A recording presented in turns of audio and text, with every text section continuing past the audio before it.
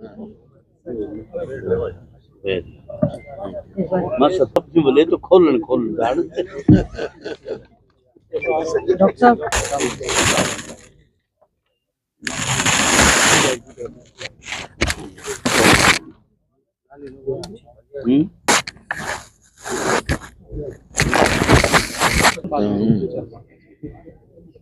Leader of opposition यहाँ पर आज विशेष तौर से इस प्रेस वार्ता में आए हैं। उनका बहुत बहुत स्वागत अभिनंदन करते हैं। हमारे साथ डॉक्टर रघबीर सिंह कादियान जी, बहुत ही वरिष्ठ नेता, दिल्ली से विधायक हमारे बीच में हैं। हम उनका बहुत बहुत स्वागत अभिनंदन करते हैं। हमारे साथ हमारे बीच में हमारे भाई प्रदीप बस जी, बादली से विधायक हैं। हम उनका बहुत बहुत स्वागत करते हैं। हमारे जिला के अध्यक्ष संजय यादव जी, यहाँ पर उपस्थित सभी हमारे साथी, मीडिया के बंधुओं, नमस्कार सबको बहुत बहुत।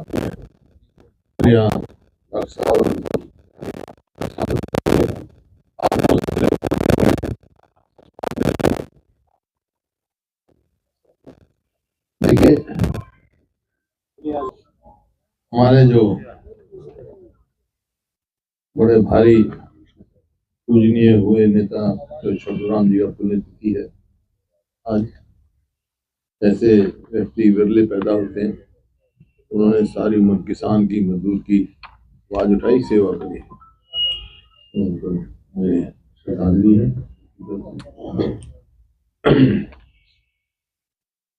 आप सब साथी आए हैं, बातें तो और भी होंगी सारी।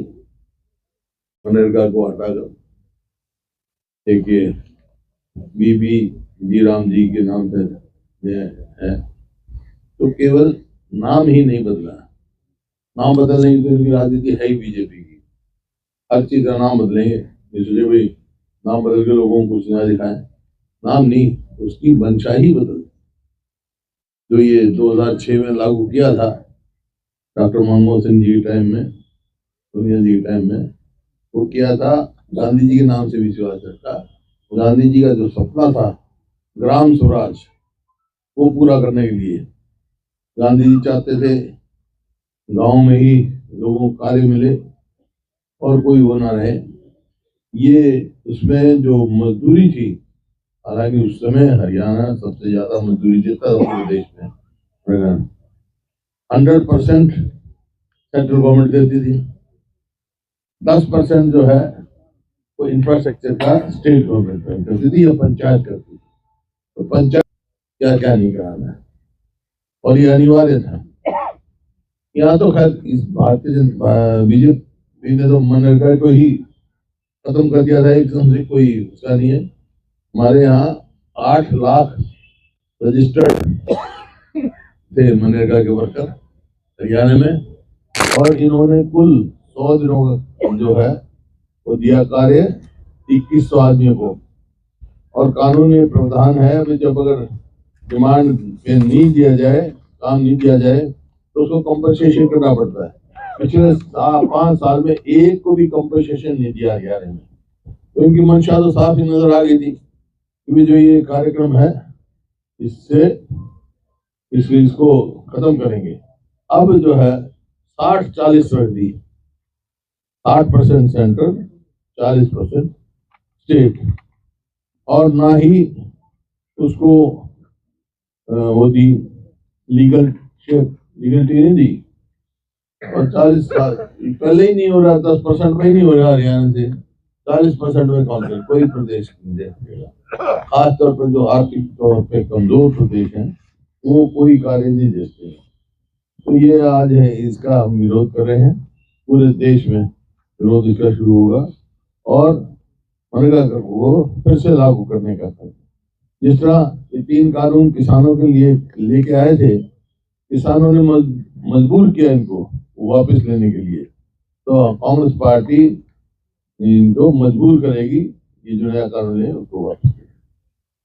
डॉक्टर साहब, आपने जैसे बात की है मनरेगा को लेकर के, आपकी पार्टी पूरी तरह से जो ना सार्वजनिक रूप से लोगों के बीच में जा रही है, खुलासा भी कर रही है, लेकिन यदि क्या इसकी जवाबदेही तय की है? यदि अगर दोबारा से मनरेगा को नहीं स्थापित किया जाता है तो क्या आपकी पार्टी आगामी रणनीति क्या होगी? आपकी बता रहे ना, जो किसानों की मजबूरी क्या सरकार को वापस ले, हम हम ऐसा प्रयास करेंगे, पूरे देश में इस सरकार को मजबूर करेंगे कि वापस ले, आवाज उठाएंगे जो हमारे कार्य कल राम लड़ाई लड़ेंगे। जिस तरीके से भाजपा नेताओं के बयान आ रहे हैं वो एक ही बात कहते हैं कि हर अच्छे काम की विपक्ष जो है वो आलोचना करता, उसका विरोध करता, भ्रांतियां फैलाने का प्रयास करता। अच्छा काम बताए ना क्या किया है, अनिवार्यता खत्म कर दी उसकी, और उसका स्टेट शेयर 40% कर दिया, और जो कार्य निश्चित करना था, जो कार्य क्षेत्र था पंचायत का कि क्या काम होगा,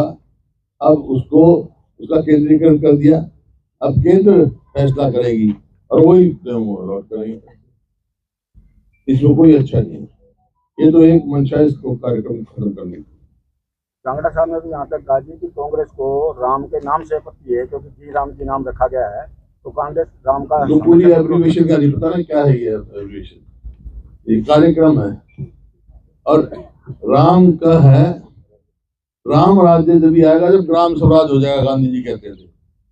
ग्राम स्वराज पंचायती तो पावर खत्म कर दी। देखिए नाम का सवाल नहीं है, कार्यक्रम का सवाल है। ये जो गरीब आदमी कौन किसको मनरेगा का फायदा होता था, किस मंशा से बनाया गया था कि लोगों को काम मिले, उनकी परचेजिंग पावर बढ़े। इसमें 90% लोग जो हैं वो दलित, बैकवर्ड क्लास और आर्थिक तौर पर कमजोर है, वो हैं,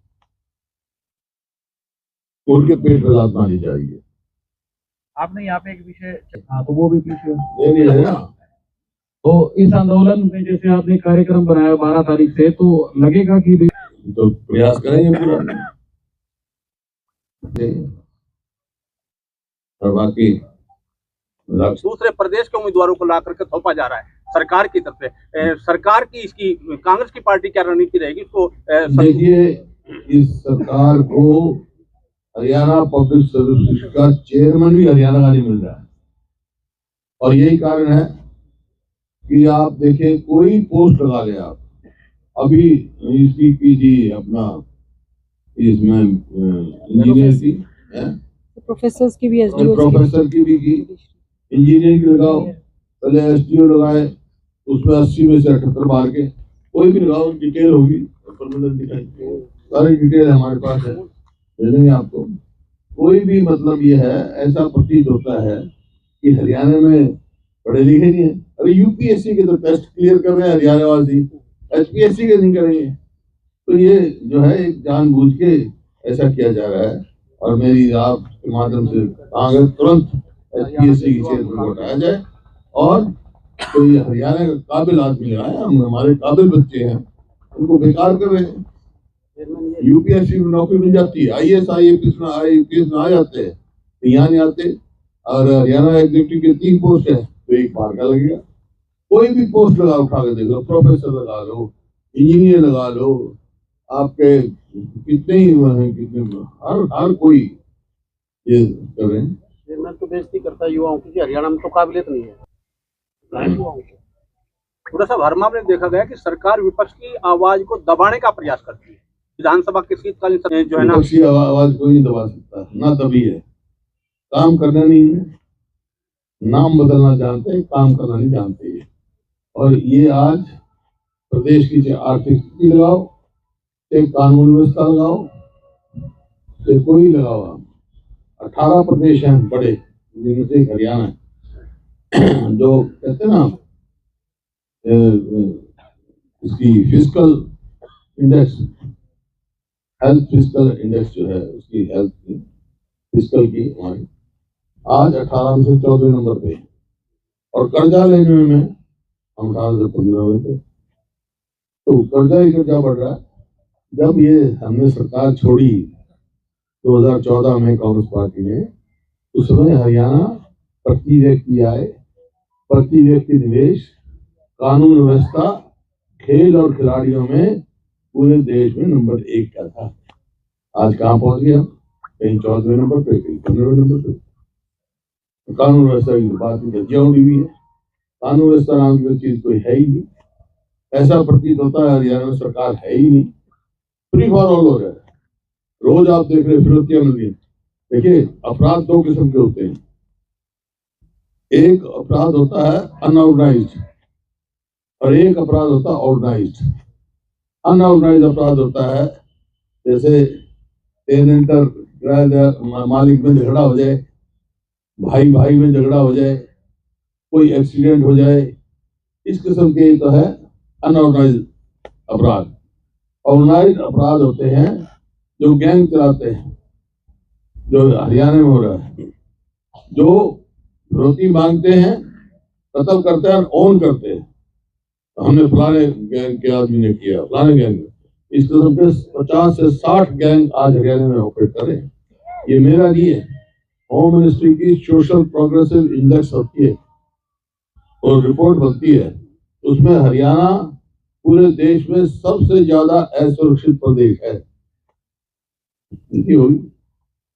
और जो इंडस्ट्रियल डेवलपमेंट है, इसमें रिजर्व बैंक ऑफ इंडिया की रिपोर्ट आई है, उसमें हरियाणा में 18 से लेकर तक 1400 कुछ जो है यूनिट्स शिफ्ट कर चुकी। पंजाब में बढ़ रही है और हमारे घट रही है। ना इंडस्ट्रियल डेवलपमेंट हो रही है, ना बच्चों को नौकरी मिल रही है। जितनी सैंक्शन पोस्ट है, चाहे यूनिवर्सिटी हो, चाहे और 50% खाली पड़ी है। जो एक शिक्षा का हब बन रहा था हरियाणा, वो पिछड़ रहा है। तो ये सरकार बिल्कुल विफल सरकार है और ये पता नहीं किसकी चलती है, किसकी चलती है।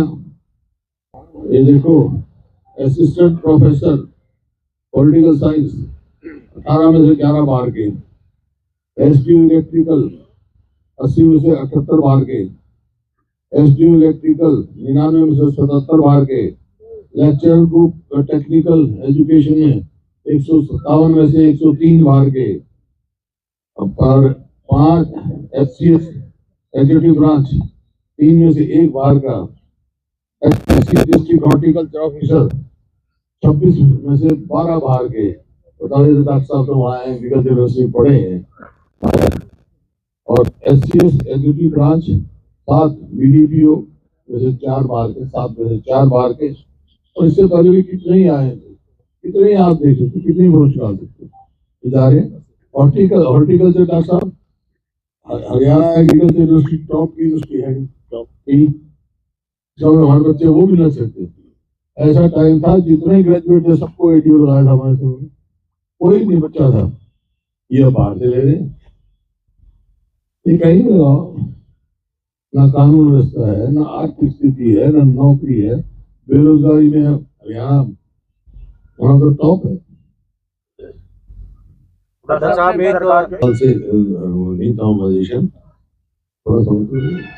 साहब, इस सरकार में कर्मचारी यूनियन बड़ी सशक्त होती थी हरियाणा के अंदर, वो धीरे धीरे जनता ही है, जनता के पैकेज हमें आने दो।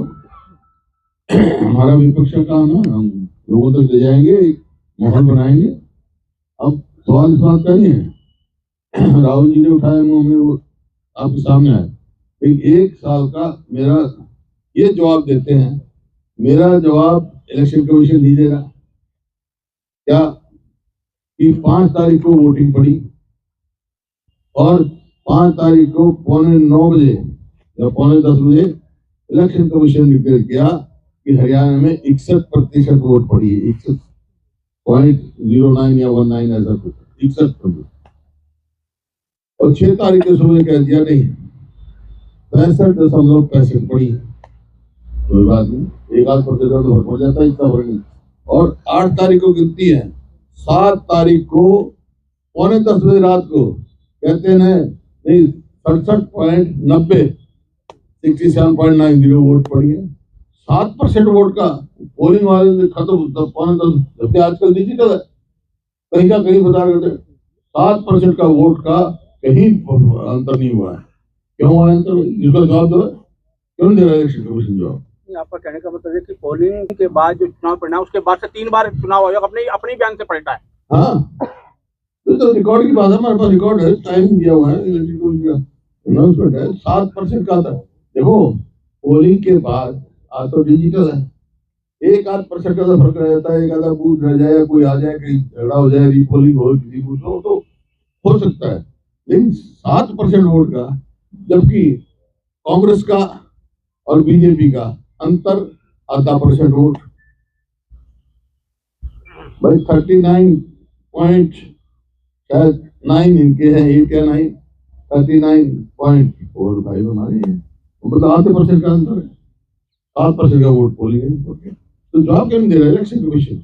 उसको आगे आना चाहिए, करना चाहिए। अब हम भी अगर एक्सप्लेन कर दे तो हम भी तसल्ली कर लेंगे। हाँ ठीक, जवाब तो दे, कैसे बढ़ गई मशीन की वोट बनने के बाद मशीन में वोट पड़ने लगी क्या? ये कई सवाल हैं तो इलेक्शन कमीशन को जवाब देना चाहिए, वो नहीं दे रहा है। इसी वास्ते उसकी जो है क्वेश्चन मार्क। ऑर्गेनाइज्ड क्राइम और क्या है, नशा जो है, किसी ने किसी को संरक्षण मिल रहा है ना, नशा कहाँ से आ रहा है? किसी ने कहीं से संरक्षण मिल रहा है ना, पहले नहीं था। पहले पंजाब में बहुत ज्यादा नशा आ गया, पंजाब में क्या होती थी, वहां की युवा पीढ़ी सारी बर्बाद होगी। लेकिन हमारी सरकार बनी, हम नई नीति लेके आए, खेल नीति लेके आए, ताकि युवा पीढ़ी का ध्यान कंस्ट्रक्टिव रोल रहे उनका। उनको इंफ्रास्ट्रक्चर पैदा किया हमने, तब स्टेडियम बनाए, इनसे स्टेडियम मेंटेन नहीं हो रहे। दो युवा खिलाड़ी मारे गए सिर्फ इस बात के लिए, उनके बास्केटबॉल के वो नहीं बदले गए, स्टेडियम की रख रखाव नहीं। और जो नीति थी पदक लाओ पद पाओ, वो भी इन्होंने कभी एक भी DSP लगा तो बताओ, प्रोत्साहन देना पड़ता भाई। तो नशा, सही बात है आपकी, बहुत ये जो है खतरनाक बात है, चिंताजनक विषय है हमारे लिए।